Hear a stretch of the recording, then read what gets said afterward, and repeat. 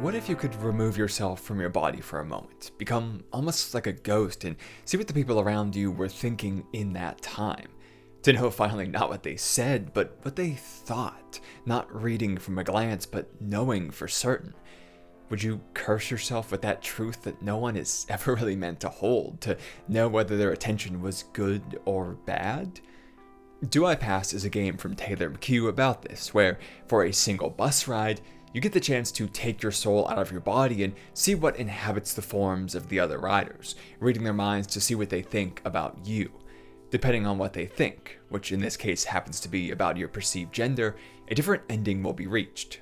Passing, that is, being perceived as the gender you identify with, not passing, the opposite of that, or something in between as the third option. The one you want seems obvious, and the options have a clearly positive or negative tone to them.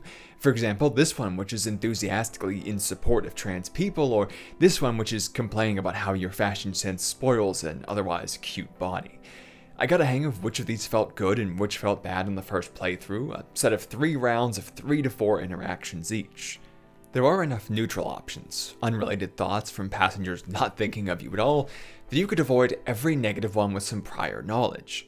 So I went into the second playthrough with a strong idea of how I would change the outcome from not passing, my first result, to passing and explore more of the game's message. Trans support, being called cute, I collected this all, and a few minutes later I was confidently clicking forward and back at the outcome of not passing.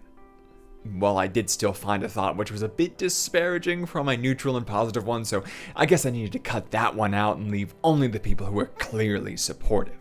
A third go, mashing through the dialogue I'd already seen because I thought I'd be at the final ending by this point, but was still trying to get the second, and I'm feeling like I've got it, and what do you know, it's the same ending again. Okay, fourth go, and I was determined to wait the game out. Click on one positive option and just wait the rest out since I was doing something wrong here, and of course, it didn't let me do that. I was resigned to my memories, of which were undeniably supportive, found all of those, and god damn it, it is the same ending again. At this point, I was frustrated enough to break out the sticky notes and pen and start mapping these out, well over how much time I thought I'd be spending on this topic and wanting to get to the damn point. Only to realize that was the point. I had read everything, I had taken in what was said, but not the implications, not what was actually meant. It's a game about the specifics of attention. It's not called Am I Cute or Will I Be Supported? It's called Do I Pass? That was the only variable which mattered. Some of the options that my brain just assumed were positive because they were supportive, because they were attentive, were actually against the point because they acknowledged the mismatch of perception and gender, even if they made themselves go against it without a doubt, stating that saying something about it would be a dick move.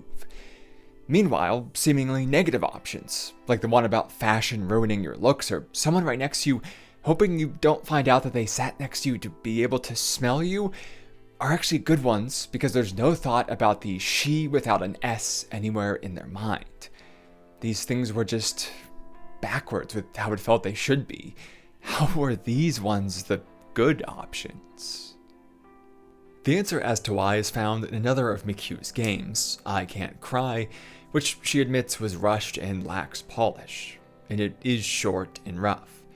But despite that, it's an important part of this analysis because it accomplishes its goal. It communicates what it needed to, and I find its publishing truly important as someone who's hardly ever allowed myself to be creatively vulnerable to criticism. The feeling behind this very video of rethinking what intention entails. Without these games and the interviews about them, I don't think I'd have found out the truth behind some of my own thoughts and words, things I'd said 1,000 times in a positive tone without truly considering how negative they were, just like the options in Do I Pass? These games making them my will is a testament to what the art form of games can do and that they are truly important art, whatever their level of polish might be. Anyway, I Can't Cry is a simple story. A trans woman is thrown out of her apartment when the landlord discovers this fact, and during the final thrust of a college semester, she has little time to fight a legal battle over it. Every possession in a bag and on the street alone, 3 options are presented to just get through this time. A group warehouse with other queer squatters, a solo squat somewhere else, or an illegal $200 a month apartment under the table. The first option leads to some friendships, but also drama, conflict, no privacy or quiet to study, and mites to top it all off. The second option is a constant anxiety of living illegally in such unprotected, undocumented against danger, sneaking in and out only under the cover of night, as if one didn't even exist.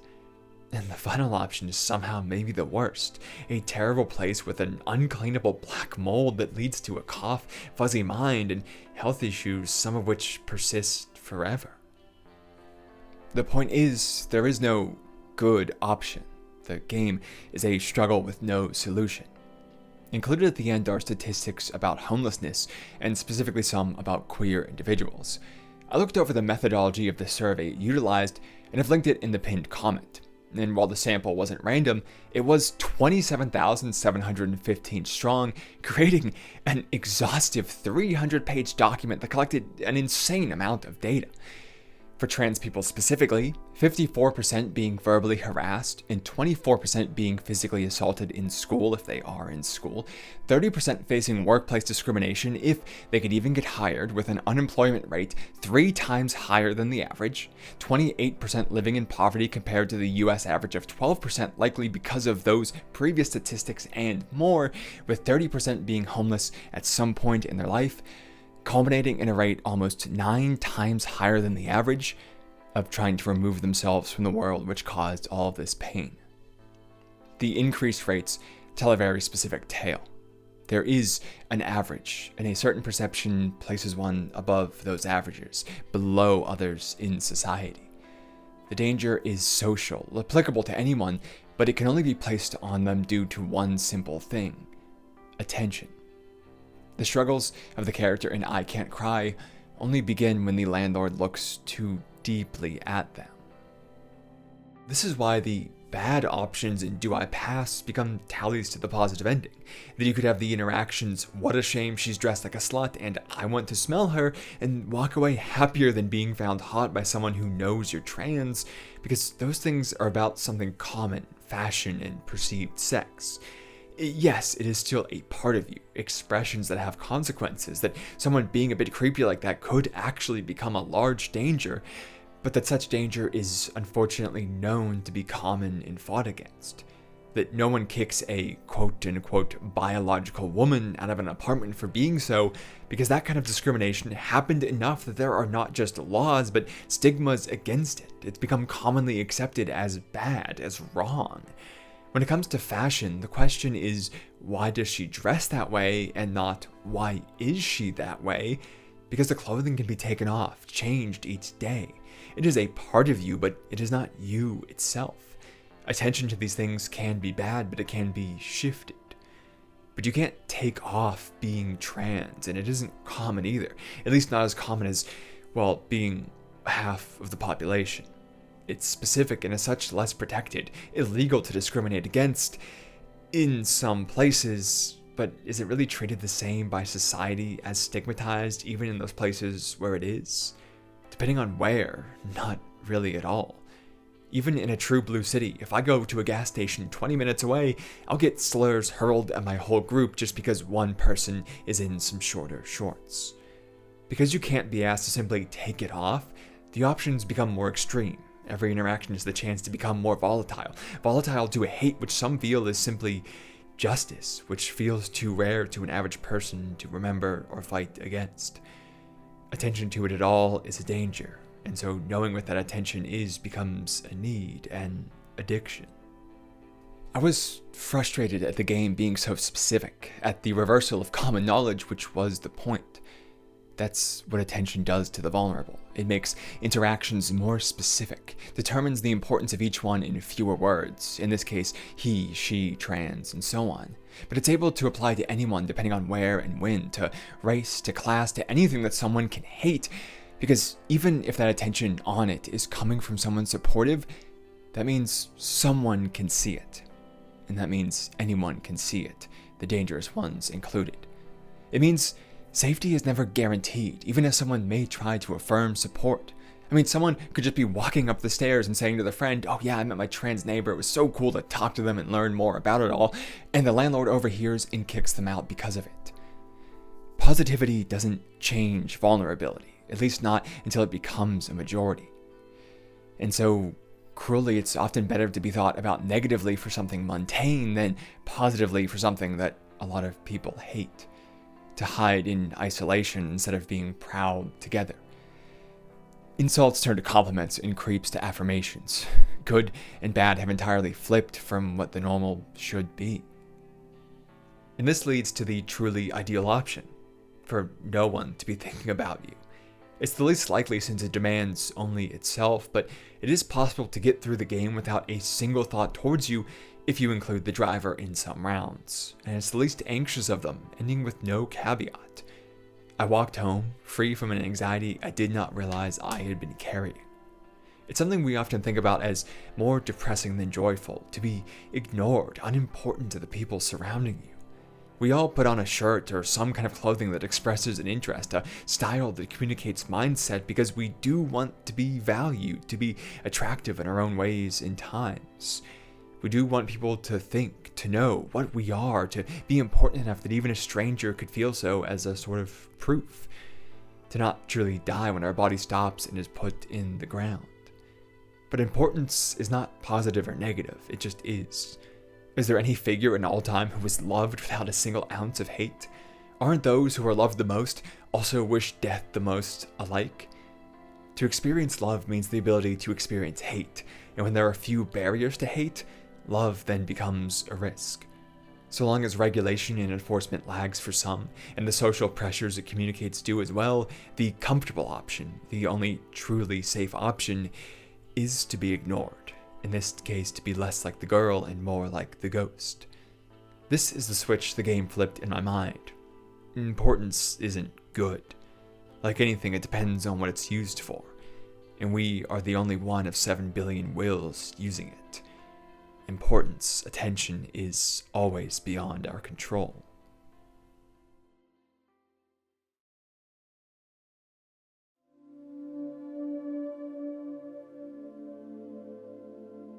Sometimes attention is a necessity though. Positive attention to attain some necessary goal, some survival, and so it leaves one with a choice. Be themselves and struggle for it, or be someone else's self and simply have it. The exploration of this is the best aspect of a series which had all the promise in the world, marred by one of the worst endings in recent memory, Wonder Egg Priority. It is truly criminal that a show which covers self-harm, its deadly older sibling, and genuine identity struggles in definitive terms will be remembered mostly for an ending of betrayal and mess, and not all of its potential. Whatever the case, it's another magical girl subversion. Its characters enter a new world, an arcade where gotcha machine eggs contain the souls of girls who met self-inflicted ends. They purchase these, crack them open, and save the girls inside from monsters. If they do so enough, they bring back to life a friend of their own in exchange. This process is inexplicably tied to identity, namely to femininity. Girls saving girls for the sake of girls. Because such a thing forms the basis for what they do. That is, they only succeed through understanding, not simply through force and will in these fights. Take a situation where I and Rika are fighting together to protect a pair who followed the life-ending actions of their favorite idol. They're being chased by a monster who sees herself as the only real fan, the kind of person whose actions would convince impressionable girls that they weren't dedicated enough unless they went all the way with their lives. The main monster is always a representation of the issues which led them here, and so it demands understanding to beat it, to find its weaknesses and exploit them. Just fighting this monster without that, both Rika and I struggle, the former being turned to stone and the latter only able to run away. Continuing with conflict alone, they would fail. However, because they've been friendly and genuine, and the girls find her cool according to their tastes, they begin to trust I and provide some ideas. For example, literally saving her by stepping in the way with the idol's music, saying, "A real UU fan! could never skewer another fan. Through making this pair want to protect her back, a better understanding of the monster is gained, that it can be distracted with their idle songs, and that their penlights can become weapons which add to that distraction before they're used in combat. I wouldn't have ever thought of this, but building that connection provides it to her because someone else would. It's this understanding which takes a certain defeat and makes it into an easy victory. This means our cast's health and safety depends on how quickly they can form bonds with the other girls, how quickly they can get positive attention. In essence, what is their first impression and how will it set the interaction? This is different from Momoe. The jacket left on her and the IKEA shark make it as confirmed as it needs to be as to why. She's very feminine still, with a haircut that reads more than not, features that are plenty soft, and a voice that backs this all up. Her form is maybe more straight than the others, less rounded off, and the extra height highlights any difference, but that's it. There really isn't much masculine about her. But there is some small shred of doubt, and humans really hate doubt. They heap attention onto it to rid themselves of it. As such, it often changes a first impression towards either safety or desire, at least as the show explores. Take her introduction to Rika and Nehru. It goes like this. My name is... Oh, major hottie alert. I guess there are boys too. Akka, explain this. There should be no boys. Nehru, cold and logical to a fault, is acting on that part of herself, that a boy being here is more of a threat than another girl would be a treat, because that challenges the basic assumptions that they are working on, that this is girls saving girls for girls. Does she need to be prepared to find a boy in the egg one day? Do they need to be worried about working with them too at some point? As a defensive play, it makes sense for her to act on those few differences in case they exhibit some potential danger in this already risky space. To prepare for the worst kind of means seeing the worst in others. And for Rika, it's about desire. Her father left her with only one thing, the statement that a beautiful woman should never carry a wallet, and so as a connection to that, she's pretty much always seeking some partnership. With that in mind, does it make more sense to accidentally call a girl a boy, or a boy a girl? The former protects her greatest interest and her self-worth through it by not insulting the target of your affection. You don't want to start off on the wrong foot with a potential boyfriend by insinuating he's feminine, and so she trends that way, knowing a girl can better forgive this mix-up than a boy might be able to. Her desire codes the attention she gives. And if you say, it's just the clothes, something even I said years ago, the same thing happens at school, an all-girls school with uniforms. Even in that space, she's always having girls profess their love to her, that these classmates want her to be their boyfriend, essentially, and it shows in the pictures that they take together, which Momoe says all feel like couples photos. It's similar to why Rika does it. In a space with no boys, but where the desire to have a boyfriend is clearly going to be strong, it's like there's all the demand with no supply. To fill that gap, any little difference, any slight masculine feature can become exaggerated because in this specific space, it is technically the most masculine. A small amount of extra height becomes so tall, slightly broader shoulders become so wide, even though it's hardly noticeable. Unless that's all you're looking for, and that's what the situation dictates. Desire has made all of their attention geared towards masculinity, has turned any doubt which could be openly explored into simply the means to make someone what they aren't for your sake. Their deepest anxieties are poked and prodded to see if they can provide some pleasure. She doesn't control how she's seen. Everyone else does. Doubt is the key word, the thing making relationships harder for Momoe by giving them a start with much less depth, requiring additional effort to get to the starting line, essentially. For everyone else with undeniable presentations of femininity, the initial attention skips past the what and goes right to the why. Not questioning form, but understanding intent. That is, it can be productive, positive attention that they need right away. We see this with Rika and I, the former having a terrible impression by both using the latter for money and then recounting how she did the same to the girl she's trying to save, seemingly without remorse. Basically a moot stalker following I home to abuse her and her mother's goodwill. It makes sense for I to hate her if there was only a what. But their commonalities, undeniable things they shared, asked why instead. Rika may present herself as an awful person, but Ai knows from taking on this task herself that it is painful and dangerous, and that one could walk away at any time, and so they're not just going to risk their life as a magical girl simply to get back a little bit of cash flow. From her own experience, she knows that it's something genuine, a relationship that simply can't be replaced, and from sharing this task, she knows Rika must have something similar within her. She confronts her on this, and they eventually open up to confirm this all. Rika was trying to help this girl, get her to stop giving her all of her money, but just didn't know how to do it well, accidentally hurting her instead and trying to make her hate her to go away. She acts as a terrible person to prevent others from ever caring about her so much to be hurt by doing so ever again, because it leans into the thoughts in her head saying she's terrible and worthless, the voices which make sense of the world and her position in it as a forgotten and neglected child. We'll be exploring her character a bit more soon, so stay tuned for that. The point is for us today, this connection is only made through such struggle because there was no doubt about something they shared. There was an undeniable quality which allowed a deeper topic to be breached without having to understand anything else first. A direct why without any what. So, we understand both that people will find a reason to act on any doubt, and that doing so prevents a deeper relationship from being established until it's dealt with. All in a situation where connection is vital to their survival since it provides what they need to defeat these monsters. And we have the logic from Momoe's suffering. As a girl with doubt applied to her, her life only gets harder.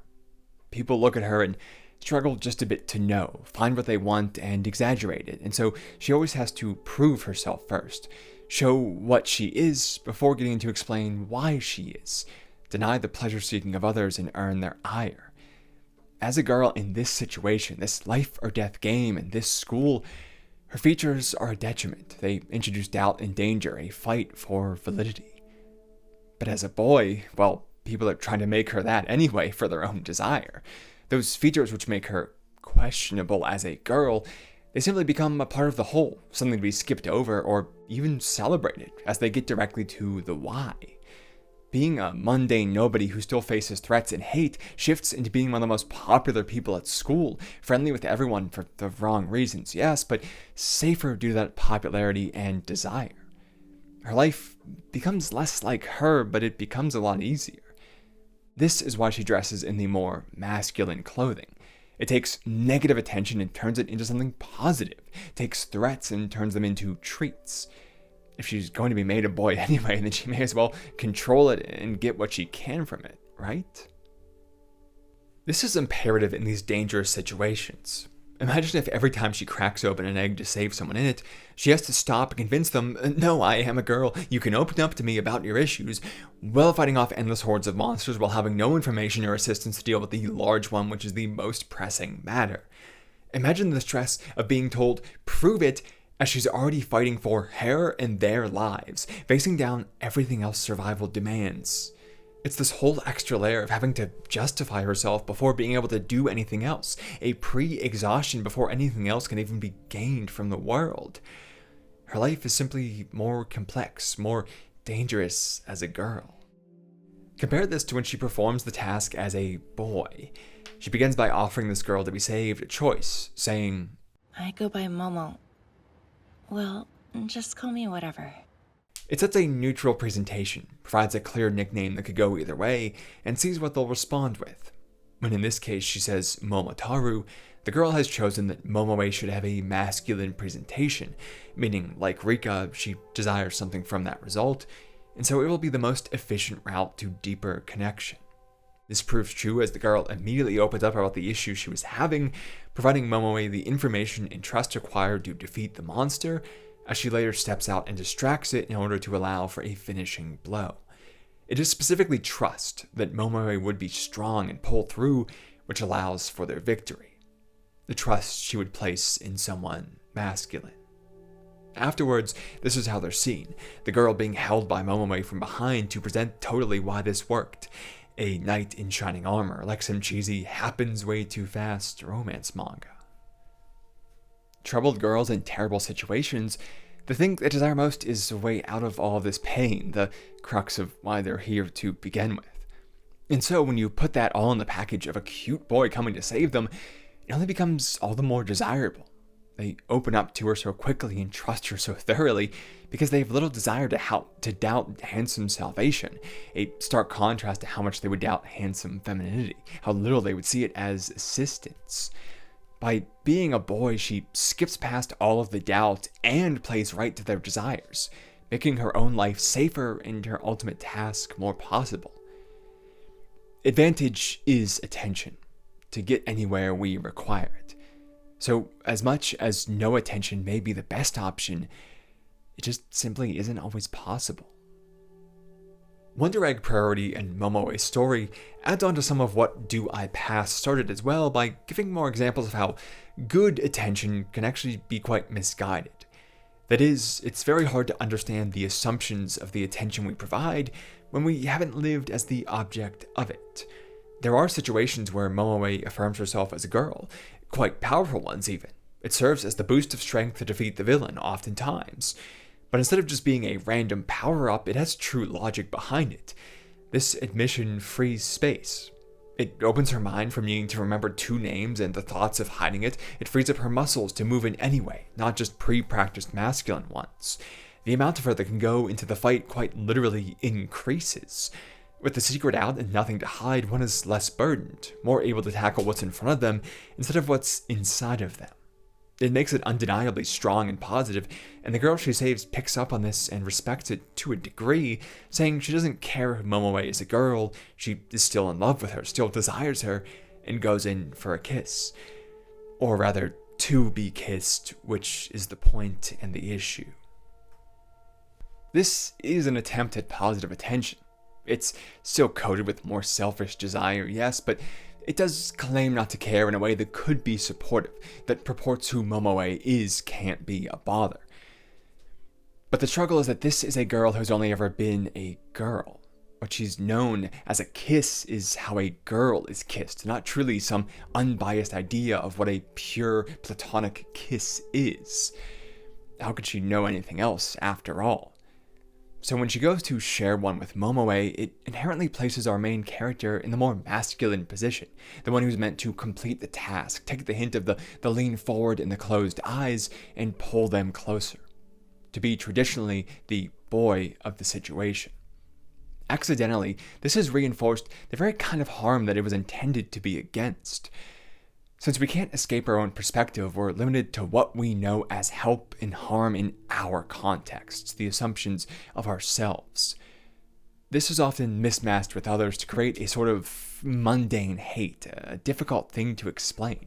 That you have to look at someone and what they're doing that they feel is positive and tell them that's actually a bad thing. That you have to feel overly specific and pedantic, be told that you're reading too much into things simply for trying to comfortably exist as yourself. This is what living as herself brings upon Momoe. That it isn't just prove yourself, but that even after doing so in entirely undeniably and powerful fashion, even after doing so to the greatest strength possible, there's still more work to break down the assumptions of the people who accept that. It doesn't just end past that admission. It is a continuous task to use your very life as education. The task of proving oneself as something unique never ends exactly because it is so unique. And so it becomes easier just to hide it as she does, to not feel like a pedantic burden on people's time, but just, receive their desires instead. To be thought of positively for others, even if not for oneself. The funny thing is, this exhaustion leads to Momoe herself embodying the exact issues which harmed her. In one of these eggs, she finds Kaworu, a trans boy. Instead of doing the usual Momoe name test, she outright says Momotaro this time, clearly believing that there's a certain way things will go and trying to speed it along, leading to her missing all of Kaworu's hints. There's the name, he says it's embarrassing to sound like a girl, the hat to try and hide the hair and behavior designed to be more masculine, hands in pockets and confident gestures. Hell, he even ignores Momotaro finding a more feminine name for her and saying, tall beauties like you are just my type, because he is aware of her, even as she is oblivious to him. It's what always happened to her, but now perpetuated by her, not from desire or danger, but from itself, from the exhaustion of it. Living as someone she's not means not feeling, but thinking, conscious at all times of saying the most boyish things possible to keep the secret, a script rather than a conversation. Her safety mechanism removes the genuine nature of interaction to mimic it, and out of necessity, the issue has been perpetuated. This is only broken when Kaoru finally says it outright, takes the leap that hurts Momoe so often. Because inside, I'm a boy. The positive ending is that while this does happen, they defeat the monster and a more genuine interaction follows. It's the first time Momoe isn't being forced to hold the person being saved, since the what has been so forcibly aired by both, once again Momoe's source of a battle-winning strength. They're sitting there, a little lost for what to do without all of these assumptions, and Kaoru takes a shot in the dark, saying, Next time I'm reborn, I'll be the one to protect you, okay?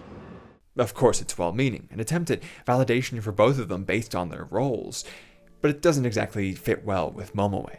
Yes, she is a woman, but not all women want a knight in shining armor like she's been forced to be. She admits that the what doesn't define the why, and Kaoru's response is simple. Makes sense. Sorry. This is all it needs to be. The acknowledgement that he expressed a feeling of his role and she hers, and even though they didn't mesh together perfectly, each one can appreciate that the desire was there, the intent of it, even if the expression in those usual actions doesn't work for them.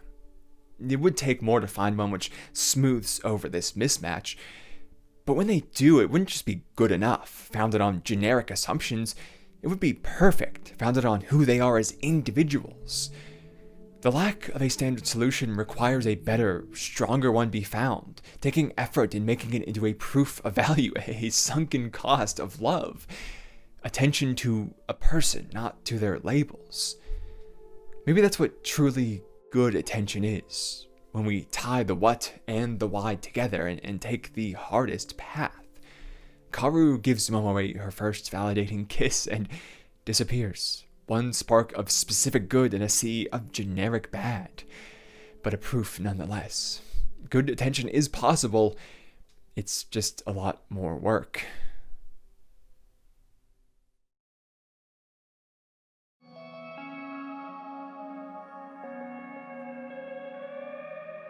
But we could make the situation even more extreme to see the lengths that we will go to for what attention when it is truly, undeniably, not just an aid to survival, but survival itself. For this we need a bit of isolation and danger, and we find that in the novel Stag Dance, set on the American frontier following an illegal logging operation in the dead of winter. Now we covered it recently, so I'm going to be brief on setting up the premise, mostly to analyze a character that my previous one skipped. The short of it is, up here in the dead of winter, entirely isolated from feminine company, these men get lonely and depressed, and it was common to hold stag dances, where anyone willing could identify themselves with a fabric triangle and be treated as a woman from the announcement until the dance. This spurs on the book's narrator to do so, trying to cure her mismatch of a feminine identity and strong masculine body, directly in contrast to Listen, someone with the same issue, but a body much more conducive to it, seen by the camp already as quite feminine, and essentially the camp wife of the owner, Daglish. The two develop a budding rivalry, which becomes more akin to sisterhood as time goes on, with Listen showing the narrator tricks to be more feminine, about presentation, makeup, outfits, and more, spending the evening before the dance covering up their flaws together, ending in the line "sisters" as they share a mirror. Here, in this harsh, rigidly defined place, they manage to carve out some space for identity, to prove together that all those boundaries mean absolutely nothing, even to the people most concerned with them, that we can control our attention. Kind of. Because the climax is Listen scornfully revealing that the narrator accidentally gave away the presence of this illegal camp and its proprietor directly to a timber inspector, leading to their newfound popularity and femininity evaporating, and a shotgun blast to the shoulder as the narrator is driven from the camp, hunted down. The worst possible ending chosen on purpose by Listen, someone who was once her sister only a few hours before. How does it come to this? Well, there is an importance in these characters' contrast. The narrator is in a worse spot to be treated as someone feminine, however she is in a better spot for, well, this spot. there isn't much option as to what one does here to survive. You cut down trees, send them down the mountain, and you get back to cutting down trees. It's harsh, dangerous work, and the only way is brute strength, something the narrator has in excess. While the desire to be more feminine is there, a mental need which is important of course, in terms of physical survival, it would be possible for them to make it either way. Even if no one here perceives her as what she desires, she still holds the strength to be able to fight through this unideal situation and reach a better one. It weighs on her, but it is not her directly. It is desired, but not demanded as a condition before anything else, because strength overwrites much else. And strength is a choice in a way. At least the use of it is, even if the form is not. When the narrator wishes to be more feminine, they exaggerate the extent of an injury and blame those who caused it, purposefully limping around camp to make herself appear more delicate and even asking for time off to seal the deal. The form will still exist, but the behavior it's associated with does not necessarily follow. She can choose not to be strong, and people will now think her more feminine for it. She can manipulate attention in a more positive direction for her desires, without having to actually give up the survival brought about by the things she hates about herself. Now, the form which is able to chop down trees can choose not to, but the one which isn't can't simply start to do so. Listen doesn't have any kind of physical advantage due to such a small, more frail form which couldn't stand up to this kind of work no matter the training. It's simple physics. A smaller arm creates a smaller moment and a weaker force. As a logger, well, she simply couldn't cut it, meaning it isn't an option at all, even if desired. Out in these kinds of spaces, which she's essentially been relegated due to past transgressions of the witch family, we'll get into that, she simply doesn't survive from her form alone and what she can use it for, only what others give it attention as. Her only option is to have the most feminine form, her work being company for Daglish and small tasks around the camp. So long as she's desired like this, she lives. But the second she isn't, she's dead. When the narrator owns her strength, Listen only receives it from what she has from others. You can't be what no one perceives you as after all, so her survival itself becomes the desire others hold. It becomes very stressful to have to keep up with the attention of others, not letting them get bored of the same looks or the same actions. Listen is pretty creative with keeping up with this all, figuring out how to mix coal dust and Vaseline to make mascara, using blood blush to get that rosy look, little tips and tricks of her survival which do a lot of work but go unnoticed on purpose. Her effort is in the background, this makeup and the behavior that's probably exhausting to constantly be a show to laugh even when touched by people she probably hates. It's the constant pressure of performing femininity for others' eyes. This is why she's willing to make a sister of the narrator, to bring someone into that world because it feels good to have someone who knows. To take someone full of desire for this thing and show that, yeah, it can be pretty great, but also how much work it is to pull them up and see the fruits of your labor while at the same time maybe even seeing them struggle a bit as proof of just how much you know and have worked, how secure you are. On the more pure side though, it's someone to commiserate with about why you desire it, to skip past the bullshit chatter about logging on a long walk and admit the kinds of things you could never do to anyone before, to drop the act and still be liked. It's a deep attention instead of the shallow attention, a strong validation in place of the usual fickle stress. The suffering of attention has been made less lonely in having a sister. You think this would solve everything, but it never can because it also introduces a threat to survival. Attention is a limited resource. The number of people you have in a system and the number of hours in the day are your constraints. You can never make more than that, only introduce more people to the system, and out here, that's impossible, so the pool will never grow. What's here is what's here. And it's mostly out of your control at the same time. I mean, you can try and grab people's attention, of course. We're literally on YouTube right now, but so can everyone else. You can't force people to put their eyes on you, and trying to do so more often than not has the opposite effect.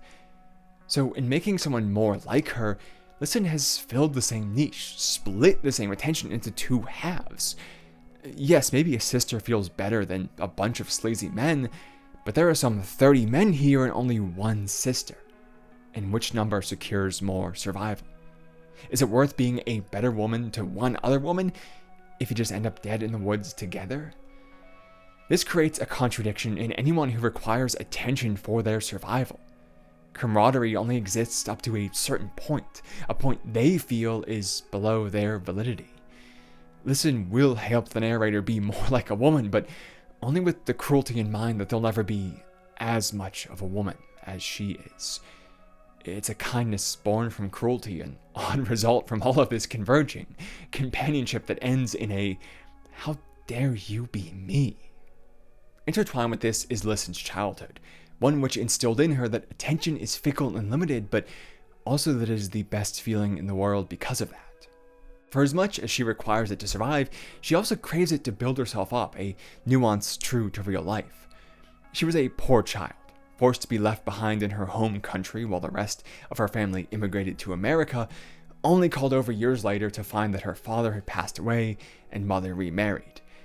It creates a family dynamic that's difficult. People who likely cared, of course, but who had another daughter that it was easier to understand simply from more time they got together.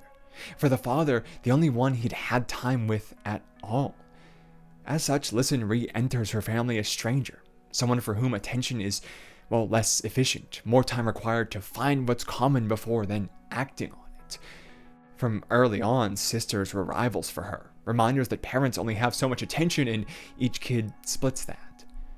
A bit of ash getting in her eye on that boat, which made her appear sick and thus have to be sent away from America, led to essentially her family rejecting her out of convenience.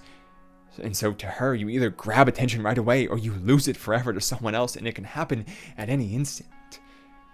This is only worsened later when her sister becomes the object of desire for the son of a wealthy family, a somewhat detestable brat who talks her ear off about himself and promises to pluck her out of poverty through marriage. Something she denies by returning only simple, unengaging letters. I mean, here it is, attention, promising value and survival, and she could not just advance in the world, but she could literally become worth the money spent on her to do so, the value of a new house and new clothes and good food. And she denies it, as if she already has so much attention here in this family that she doesn't even need it. That's likely what Listen is thinking. Well, for the sister, it's an act of trying to be happy, not wanting to be loved by someone who only cares for himself. To someone who's attentionless, it's an insult, an act of discarding survival and self-worth instead of gaining more of it. This is the difference between starting with attention versus gaining it, and how that leads one to view it. Starting with it makes it a baseline, an assumption that doesn't get questioned, as all the feelings which follow from it, like love, those take the spotlight and show importance instead. Those better, more specific things feel like the starting line. But starting without attention, it's apparent just how much it makes possible, that nothing follows without the perception of others, not even your own shape, and so it remains the focus, something to be gained before anything else, a requirement, not a desire. The sister believes she can be happy because she's seen, and Listen knows she can't be until she is. After all, where do resources get sent to? To where no one sees? No, to where people focus on. Before anything is fixed, it needs to be witnessed as broken. And so, Listen begins to write letters in place of the sister, taking that valuable resource left on the table, not signing them, but including a lock of hair since they have quite a similar look. While the letters begin somewhat slow and innocent, that focus on attention and survival changes things. Because it doesn't demand love, it demands simply as much perception as possible.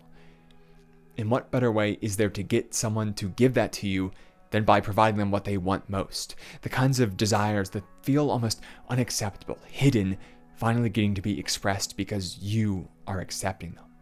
And to turn up the volume each time so that they eventually get used to a level that no one else could accept, so that they could never be satisfied with their eyes on anyone but you.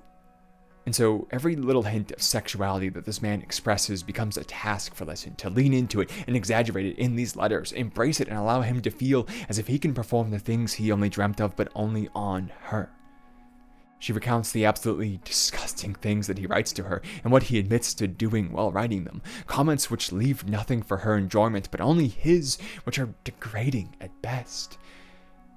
But the thing about degradation is that it's still attention.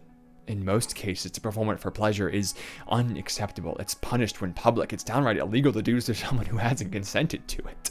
Unlike a visual pleasure, which can be taken silently from anyone, it is hyper-specific. And so it becomes the most exclusive attention at all. It becomes the one thing which can mean he'll never look somewhere else, and that attention to survive will be secured for Listen forever. And so this is what she becomes, exactly what his filthy desires want her to be. From something meant to tear down her entire self-worth, it is born, finally knowing her shape and feeling worth someone's time. Bad attention finally distorted into good attention, I guess. It includes a little bit of delusion. The man promises to marry her, to secure that attention forever, and Listen believes that he knows it isn't the sister but her instead. Someone still with a more masculine form, someone still the son of a poor family. There's no way the son of a rich man could ever actually follow through on this offer, ever actually believe that it was the younger brother. The family would cut him off for multiple reasons if he married someone like that, and I don't think he was aware of who he was really sending the letters to. But Listen has to believe it's her because she has reduced herself to nothing more than the attention of this man, built herself around being an exclusive object. She doesn't have the results of attention like love, only attention itself. Her entire value depends on the eyes of others, born from never having it and now secured as the only way and finally grasping it as an escape from pain, from poverty. But it is fickle. It depends on someone else, and so it can always be taken away. Eventually, her mother finds the letters and slanders this rich family for their son writing such filth to a woman who wasn't even responding, since the sister truthfully denies writing anything back. The rich family proves responses with the letters from Listen, and having witnessed herself haircuts all the time, the mother puts two and two together. Listen is kicked out of the family, and running afoul of a rich, powerful family, pretty much cast out of pleasant society altogether. The only places left to her are camps like this, places where legality and past matter not. And so now it's even more imperative to secure her target, to be the only thing that they could ever desire. So when it turns out that all of her efforts have helped the narrator actually rival her popularity, that Daglish favors the abstract feminine qualities of the narrator more than the physical ones of Listen, the switch flips. She walks in on them after they finish and spills what the sisters swore to never tell anyone, that the camp was made to an inspector and the narrator is to blame. Shotgun blast and chase ensue, and no one gets a happy ending with the camp burnt down. But that doesn't even matter to Listen, because if the narrator was picked over her, then the camp was dead already. Better to be burned for everyone and make it a level playing field, so things are equal at least. Daglish is crushed by a tree the narrator fells. She escapes into the woods, injured and likely to die, but having cut a triangle from Listen to represent what was taken when Daglish died, the attention which made her feminine. Alone in the frozen woods, they'll likely both die. Sisters who've now killed each other despite proving how different it could have been. Attention is a fickle thing. And so when it's tied to survival, it's a downright dangerous thing, that the slitting of a throat becomes akin to the wandering of an eye. If you get anything from being seen, you can lose it from not being seen.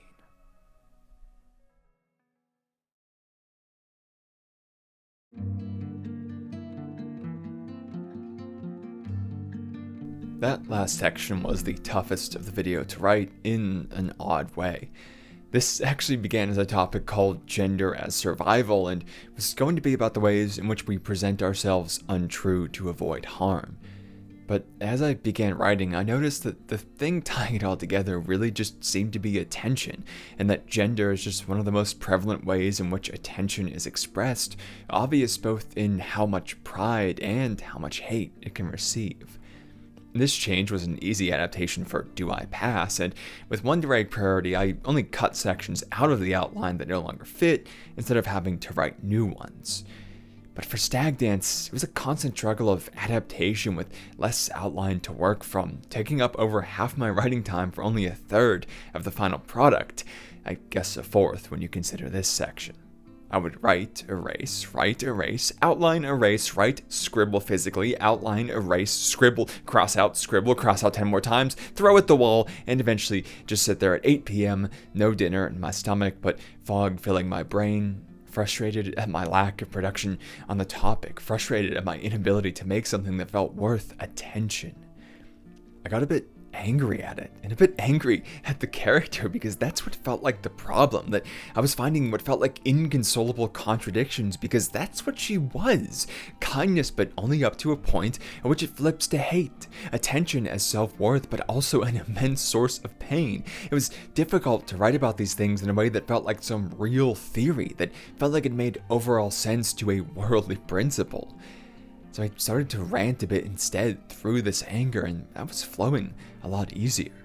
That if I called out these contradictions as a fault of her, as an understandable fault of course, but still something we should hate about her, about the person who ensures that the ending of the story is terrible when it could have been so much better, that if I called that out, it would make more sense. I'd uncovered the fault that was making it so hard to write. She was relatable when the umbrella was gender, but detestable when we peeled that back and saw that it was attention at the core. So the script became anger, natural anger, hate that flowed easily as every wording in favor became one against. Each soft platitude about human condition morphed into confident mockery about specific individual. 1/10 of that half of the writing time became the entire section, written in a natural flow almost without pause. It's like I was a miner turning up already polished and refined diamonds with nothing more than my bare hands for tools. The thoughts needed no more shaping than whichever form they spilled out in. And there's only one way a human mind does that, when they're thoughts you've had before. The hate was natural because attention and envy are probably what I hate most about myself. My life has been, I really want to say average, all things considered, but that's never the whole story.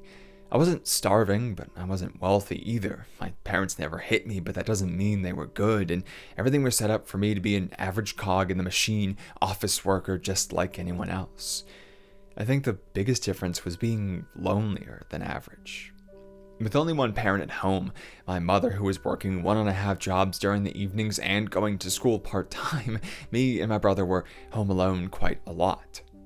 Going anywhere without her or someone she had met first was a non-starter, since she believed the world was awful and evil, that the second we were out of sight we would be snatched up and held hostage in a dungeon for the rest of our lives, something she will still say to this day. One of the few times my brother went anywhere but a friend's house, she followed him and waited outside the music venue the whole time to make sure he didn't go anywhere else, and that was only a few weeks after he woke up to find her going through his phone at 2 a.m. Being pretty unsocialized from all of this sheltering, both me and my brother were quiet during that time at home, keeping to ourselves as we took turns on the GameCube turned PS2 turned PS3. There's another reason why we were so parallel play though, and that was realized at school. I'd always had trouble talking with new people, so friends were difficult to make, but even more, I remember once sitting at the art class tables in a group, like one of those spots where it feels like friendship should normally form. I was being quite restless and moving in odd ways, like a bouncing leg, but over the whole small form. And one of the other kids said something like, "Why are you doing that? That's weird." I didn't even know I was doing anything until just then. I thought I was just existing, and those words hit me hard. This is how everyone has been seeing me. I'm weird. I slowly learned how to hide that behavior better, developing a habit of tensing my muscles and pressuring my fingers into each other instead, which made it less visible from afar, but maybe a bit off up close from how it affected my breathing and cadence. Sometimes I would get so into the habit that I would struggle to keep my thoughts straight because I had to be actively thinking about unclenching my body instead. In total, it made me even more quiet due to this focus, mostly invisible to the crowd. Now, mostly is correct over totally in that sentence, though. To say totally alone would be overly dramatic, self-pitying garbage. I did have some friends who gave me attention when they weren't fighting over their weed, but the role could be a punching bag at times. One of them took to calling me fruitcake because it was the mocking nickname I got from the girl he liked. and stage crew eventually became a refuge for me, but only late into my high school years, and it ended up marred by a terrible relationship that saw me lose more than it gave. My time with others wasn't all bad, but it was still limited, still left more to be desired, to be envied, and that festered and grew. Skip forward, and not so little me saves up money across a few birthdays and Christmas times for an iPod Touch, so that I could play all those games like Angry Birds and cut the rope that everyone else had beaten last year. I'd been dying to have something like that ever since my brother got annoyed at me for taking his iPod Touch to play Brick years before. But that silly desire unlocked something else entirely new to me as well: constant internet. Before that, we only had an outdated Windows XP Dell with a busted up screen in the basement, so watching YouTube meant being in the least comfortable space in the house. As such, it was reserved for specific occasions, for when one of those few friends came over and absolutely had to share this funny new video called Food Battle from these Smosh guys. But now, with this silly device in hand, I could access the wealth of it from the couch after school, from my bed when I was supposed to be sleeping. My attention was finally able to go not to what my parents purchased for me, but to whatever I chose to type into that bar or found on the homepage. Stimulation pumped directly into the retinas to endless dopamine. Anything and everything all of the time. But at that time specifically, there was an odd phenomenon. Emo boys simply talking about things that happened in their lives were taking over the internet landscape. It was the era of Dan and Phil going strong, and something about that hooked me. The distinct haircuts that went against everything normal, the way people adored them for how they stood out, that fans clamored for more and more of them simply existing. Existing as odd, awkward selves. The very thing I had been punished for with the words, "That's weird," all those years ago. They lived, thrived through attention itself. In a definable way, it had been made good, it had been made logical, a number that went up, and that they could see just how much they were worth with. For the first time ever, self-worth followed logic, a detachment from real socialization as love flowed one-sidedly, following a path anyone could take, a video anyone could post. And I clung to that. I wanted that more than anything else. I was 14 then, when I began to post my first videos on a long-dead channel that, for the better, no one ever watched. But I knew it was possible, that if two awkward kids with fringes could do it, I could do it too. I could become worthwhile from the numbers. That feeling was strong enough that as my age is now double that number, I'm still here. The feeling was strong enough that it took me half my life doing this, to understand it. I never thought about it in those terms then, of eyes equating to value, but looking back, it makes all the sense in the world. Don't get me wrong, I'm not trying to say that I've made all of these videos just to seek attention. You don't share the most vulnerable parts of yourself through entire books that you had to spend your time reading just for kicks alone. Every thank you I've said has been genuine. Every comment that I do this for discovery, for knowledge, for community, all of these things still apply, and as you'll see, will apply even more moving forward. Every active part of my mind screams at me to make something worthwhile for others, something meaningful and researched and true, that I've been given an extreme gift, and I must take care to provide something of value with that, to be genuine, to be real in a world that so often isn't, to help others feel less alone, just as you have all made me. Each and every statement in there is true. The deep and complex motivations of a human life are simply such. But that's exactly the problem. They're so complex and hard to understand that I never noticed that hidden within that mess there was something else. I can't deny that somewhere in the background, hidden in the origins, was a lonely kid who desperately wanted to be seen for the first time ever, throwing themselves onto the internet to achieve it, that the stupid number going up felt good. I see this when I look back on some of my older anime-related videos, making fun of WikiHow articles and making reviews, an expression of this young adult who never grew up, trapped inside by a pandemic, making a mockery of themselves and enduring actual pain to try and get a laugh, a taste test of the almost masochistic desire to be hurt, so long as it's only you who can be hurt in that way, so long as your pain makes someone want to keep looking. I guess the fool never believes they fit that definition, huh? While I grew away from this feeling as my content became more and more genuine, as I became more mature, more effortful, I never actually dealt with that underlying origin, just ignored it. And so when the numbers started to fall recently, back further and further, despite the largest spike ever, 2025 erased, 2024 erased, 2023 erased, numbers as if I hadn't made a video in almost 3 years. It started to bubble up in ways I never recognized as the same lonely, pathetic child clowning around for an eye and a penny. I panicked. I became depressed. I considered if any of my choices were right, if I'd wasted my entire life in young adulthood, and if my star had already faded, if my life was already worthless, and I'd be justified in discarding it. I was a pathetic wreck.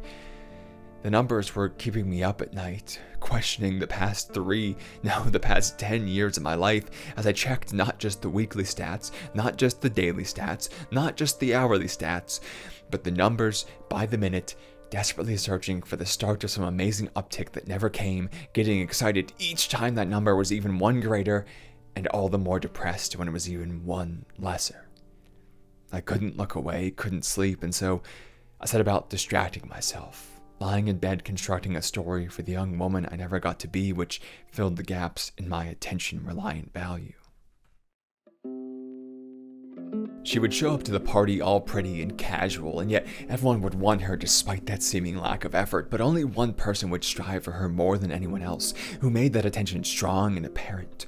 One person who was known to be promiscuous and open, yet who slowly, over time, was so drawn to this person they'd become exclusive, inexplicably drawn to the young woman for what she could do, for what she was willing to endure of unpleasant desires, of something almost like hate, a pain no one else could want, until eventually she proved herself the only satisfying expression that they could have, a desperate love born not for who she was, but what she only could receive.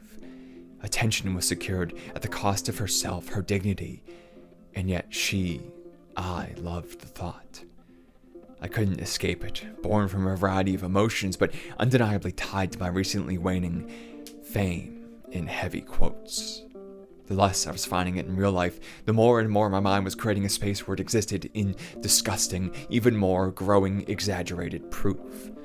The world had given and then taken away the attention I craved, and as it pulled back, I mimicked, receding back into that space I'd once escaped, my own mind, the sanctuary from a failure I felt was impending. Instead of understanding and dealing with my pain, I'd simply made a space for myself in my mind as the greatest masochist.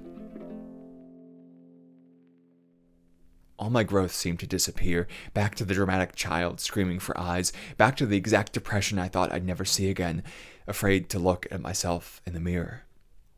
It's the worst feeling I know, one that chills me to my core, and how powerless it feels to be unable to even lift your eyes to yourself, because once you do, against any of your whims, you only hear the word failure over and over. It's endlessly terrifying to feel your own mind be against you. I was in bad shape. So I would celebrate others in this task, but I would envy each number. I would tell my friends to go and get it, but secretly wish to see them empty-handed. I would believe everyone above me had nothing to complain about, ignorant that everyone below me could be thinking the exact same thing, and that I was so much further ahead than I'd ever thought.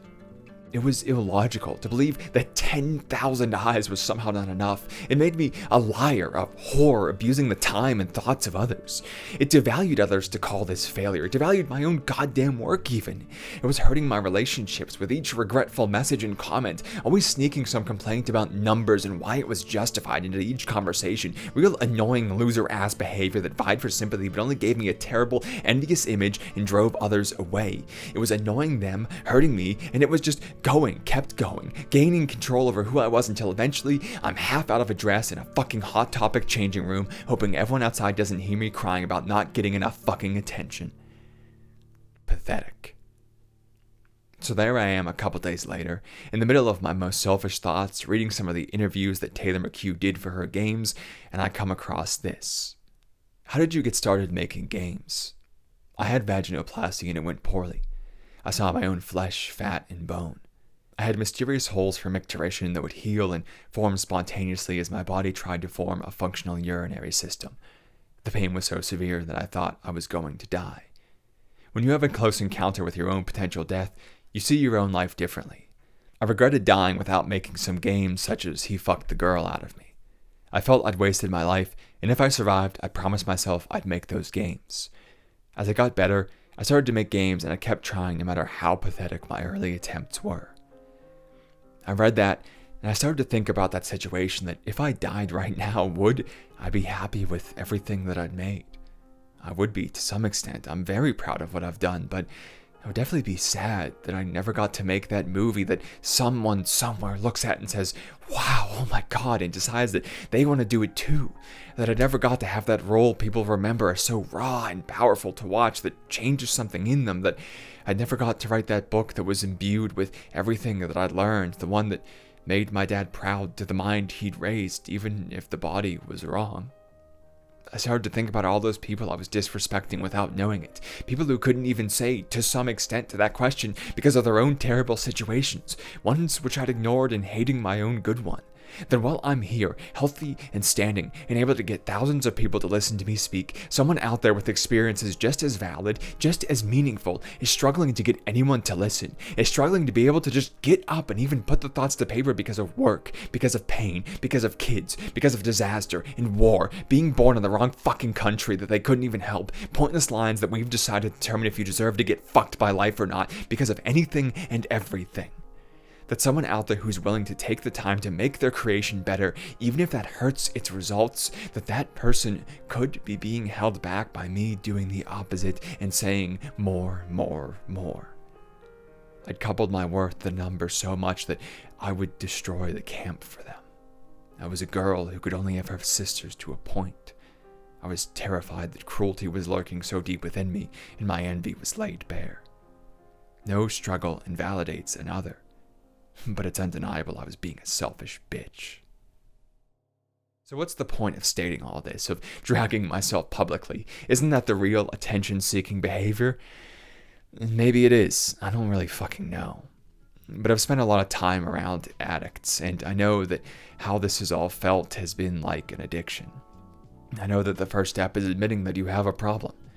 And I know that when you stop doing that, when you start thinking you can casually handle something that has literally destroyed your life, that's when you end up at rock bottom, wondering how and blaming everything but yourself, excuse after excuse, insufferable to be around for something everyone but you can clearly see. That's how you end up telling your daughter that having to say that word is why you needed rehab again. So my intent is for this to be the first step in curing the worst part of myself. I have a problem. The numbers became my addiction because deep in my past is an envious child who only learned to find value in attention. Hidden in my present is a small look at me within every genuine statement pulling down the value they could have. And probable for my future was a never-ending cycle of ups and downs according to whether or not some code within the machine felt I was profitable to be seen, ending in nothing but blame and envy. I want to change all of those things. I want to form a habit of celebrating the successes of others. I want to be someone who can take time away from the ends to better the means. I want to be independent of the machine, to look back at some point and think, I'm glad I made what I always wanted to, instead of, why did I never get enough attention to start? I can't just outright ignore those numbers. Some focus has to be on the results, because the better the numbers, the more each video can have behind it, time and money-wise. Attention can make the next product better, can let the creator make more of a good thing. But I don't need them to be everything. I just need them to be enough. Addiction is a habit, and so I need to start better ones. I'm going to start saying something kind about what I created that day and about myself, writing it all down and seeing if that helps once it becomes a habit. I'll probably make a playlist of the videos I find inspiring from other people as well and write kind things about them, a definitive statement that the concept, no matter who says it, is more important than the attention on the person saying it. There's definitely more in there too, but I haven't figured out what it is yet. I don't really know where this all ends. I'm just glad that I'm finally aware half of my life later. Hopefully, I'll replace that addiction with something better. If you made it this far into a video like this, thank you.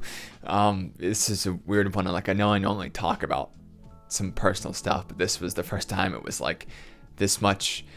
Oh, here's the thing I hate most about myself in one video, and that does feel like weird to put out there. Like, I feel like some people might hear this and be like, oh, I don't want to watch this person anymore. So, I kind of hope I made it clear that I'm working on those things, and I think I've made progress. I have a sense of peace about it that, like, I really don't care as much as I used to if I say it or if someone else says it, just that people get the message and that they, find something valuable in it. Like I don't want to make myself seem like the worst person in the world, just that I had some bad moments, as we all do. But if you made it through all of that, and you still are like, this person did something good, thank you. I really appreciate that.